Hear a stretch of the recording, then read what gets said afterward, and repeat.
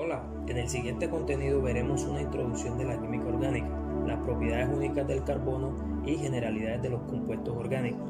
Bien, la química orgánica es conocida como la química de la vida o del carbono y tiene varios rasgos comunes. Uno de ellos se relaciona con la estructura de las moléculas que conforman los seres vivos. Todas ellas se basan en la combinación de átomos de carbono con otros elementos, entre los cuales se encuentra el hidrógeno, oxígeno y el nitrógeno. Veremos entonces por qué es importante estudiarlo. En primer lugar, el estudio de la química orgánica es la base para la comprensión del funcionamiento de los seres vivos, aspecto estudiado específicamente por la bioquímica. Además, ha permitido el desarrollo de los procesos industriales con los cuales ha sido viable la síntesis artificial de otros compuestos. Algunos ejemplos de productos derivados de compuestos orgánicos son el papel, los combustibles como el petróleo, la CPM, el carbón, las drogas como la penicilina, asimismo compuestos orgánicos sintetizados artificialmente como los plásticos, los detergentes, los pesticidas y algunas drogas. Veamos qué elementos constituyen los compuestos orgánicos. En la presente figura se muestran tres gráficas comparativas de los porcentajes relativos de los elementos presentes en la materia viva, en la corteza terrestre y en el universo. Puedes pausar el video para analizar detalladamente los porcentajes. Ok, como todos los compuestos orgánicos utilizan el átomo de carbono como base de construcción, daremos un espacio a su estudio. Tal vez la principal característica del átomo de carbono es su capacidad para formar enlaces estables con otros átomos de carbono, con lo cual es posible la existencia de compuestos de cadenas largas de carbono a los que pueden además unirse otros bioelementos. El carbono es un elemento ampliamente difundido en la naturaleza. En la atmósfera lo encontramos principalmente como gas carbónico y monóxido de carbono. Se encuentra puro en la naturaleza en tres variables alotrópicas: diamante, grafito y carbono amorfo, que son los sólidos con puntos de fusión sumamente altos e insolubles en todos los disolventes a temperatura ordinaria. Y en la corteza terrestre se encuentra principalmente en forma de carbonatos de calcio o magnesio. Conozcamos ahora de qué manera se obtienen estos compuestos. La síntesis orgánica es el proceso químico por el cual se obtiene un compuesto. Se puede dar de forma natural, tal como ocurre en el proceso de fotosíntesis o en la síntesis de proteínas, pero también puede ser el resultado del trabajo experimental que se lleva a cabo en los laboratorios. Todos estos métodos de análisis y de síntesis le dan origen a una fórmula química, la cual es una representación gráfica de la molécula de la sustancia en estudio. Para una misma sustancia existen distintos tipos de fórmulas. La fórmula empírica indica la relación proporcional entre el número de átomos de cada elemento presente en la molécula. La palabra empírica significa basada en la observación y medida.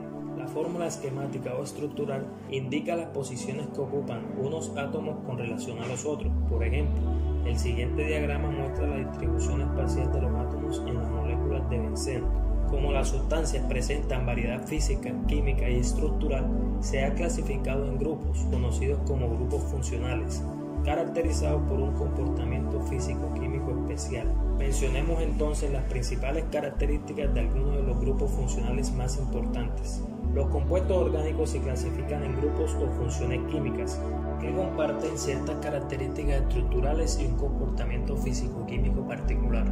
Fue posible llegar a esta clasificación luego de comparar un elevado número de compuestos del carbono y observar que compuestos con propiedades químicas muy diferentes contenían el mismo número de átomos de carbono, como por ejemplo el metano y el metanol.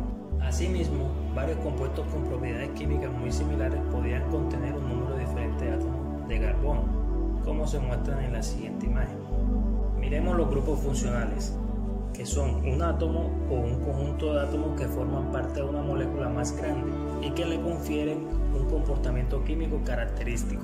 En el siguiente cuadro se encuentran resumidas las principales funciones orgánicas, empezando con funciones químicas con enlace carbono-carbono, que están representadas por los hidrocarburos, sabiendo que si están formados por cadenas de carbonos unidos a través de enlaces sencillos con hidrógenos unidos a esta cadena, se denominan alcanos. Y dependiendo de la presencia de enlaces dobles o triples, los hidrocarburos se dividen en alquenos y alquinos, respectivamente. Un tercer grupo, los arenos o aromáticos, presentan enlaces intermedios entre dobles y simples anillos de átomos de carbono.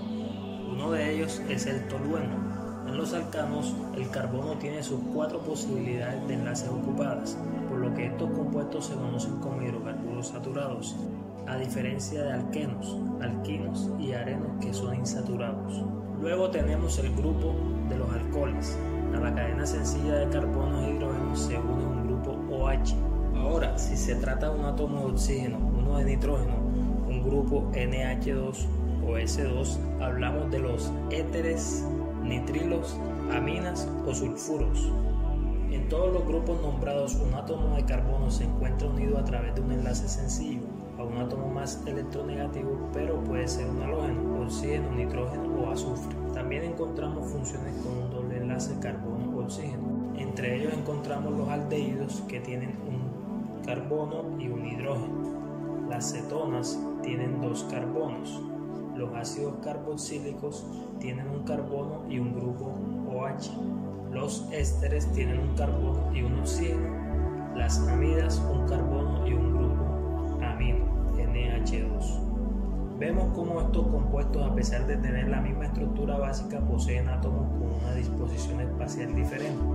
Dentro de algunos grupos funcionales, los compuestos orgánicos se pueden subdividir de acuerdo con la forma o la estructura que presentan, como compuestos acíclicos o de cadena abierta, que son aquellos que pueden ser de cadena lineal o ramificada, como se muestra en el ejemplo, y compuestos cíclicos o de cadena cerrada, que son los compuestos en los que los ciclos están formados únicamente por uniones de carbono. Dentro de este grupo encontramos compuestos aromáticos y compuestos alicíclicos. Y los compuestos heterocíclicos se diferencian de los anteriores en que al menos uno de los átomos que conforman la estructura cíclica es diferente al carbono. Veamos los siguientes ejemplos de compuestos orgánicos usados en nuestro contexto, antes de pasar a la nomenclatura de los mismos. Encontramos entonces los alcanos en nuestro hogar. Se utiliza como combustible y es el mismo gas natural. El propeno es un alqueno y se utiliza para producir polipropileno y otros productos químicos. Un ejemplo de alquino es el etino o acetileno y sirve para soldar o cortar metales. Tenemos el propanol, que se utiliza como antiséptico aún más eficaz que el alcohol etílico. Su uso más común es en forma de quitaesmalte o removedor. También encontramos el dietil-et, que es un buen disolvente de grasas, azufre, fósforo. Como aldehído, el propanal se utiliza en papeles craft. El ácido acético es el componente principal del vinagre, es un ácido carboxílico. Como éster encontramos acetato de metilo, que es utilizado en la fabricación de plásticos o celofán. Las aminas son empleadas para la elaboración de caucho sintético y colorantes. Y por último, un uso muy común de las amidas es que son la materia prima de muchas útiles fibras sintéticas como el nylon, o también en pinturas especiales de tipo industrial. El creciente número de compuestos orgánicos obligó al desarrollo de sistemas de nomenclatura sistemáticos y racionales. El sistema usado en la actualidad está basado en la estructura de los compuestos y las reglas que lo rigen fueron formuladas por la Unión Internacional de Química Pura y Aplicada, UPAC. Es necesario tener en cuenta antes algunos conceptos básicos. Un sustituyente es un átomo o grupo de átomos que se encuentran unidos a una cadena hidrocarbonada, reemplazando un átomo de hidrógeno correspondiente al alcano. Por ejemplo, si en la molécula de uno de los hidrógenos es reemplazado por un átomo de cloro. El radical es el átomo o grupo de átomos que poseen un electrón desapareado. Son altamente reactivos y suelen encontrarse como sustituyentes de moléculas mayores. Si se trata de un hidrocarburo que ha perdido uno de sus hidrógenos, el radical se denomina grupo alquilo. Por ejemplo, el radical correspondiente al metano es el grupo metilo, CH3. Observa que la terminación hilo hace referencia a que se trata de un radical. En cuanto a los hidrocarburos, para nombrarlos se tiene en cuenta el número de carbonos que están determinados por un prefijo como met, si es de un carbono, et, si tiene 2 carbonos, prop, si tiene 3, but, si tiene 4, y la terminación que indica la función que desea nombrar, ano, geno o hino. En el cuadro de la figura se ilustra el nombre de diferentes alcanos de acuerdo con el número de carbonos presentes.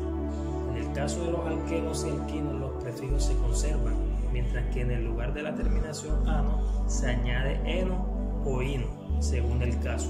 Si se trata de un grupo alquilo, se utiliza la terminación hilo o hilo. El procedimiento para nombrar cadenas hidrocarbonadas más complejas es el siguiente. En primer lugar, se escoge la cadena de carbono más larga. Esta constituye el alcano principal con respecto al cual se nombra la estructura, considerando las cadenas menores como sustituyentes. Luego se enumeran los átomos de carbono constitutivos de la cadena principal, comenzando por el extremo desde el cual los carbonos que posean el grupo funcional o los sustituyentes reciban los números más bajos posibles. A continuación se indican los nombres de los grupos o los sustituyentes de la cadena principal, precedidos del número correspondiente al átomo de carbono al que están unidos. Si existen dos grupos sobre el mismo carbono, se repite el número delante del segundo grupo.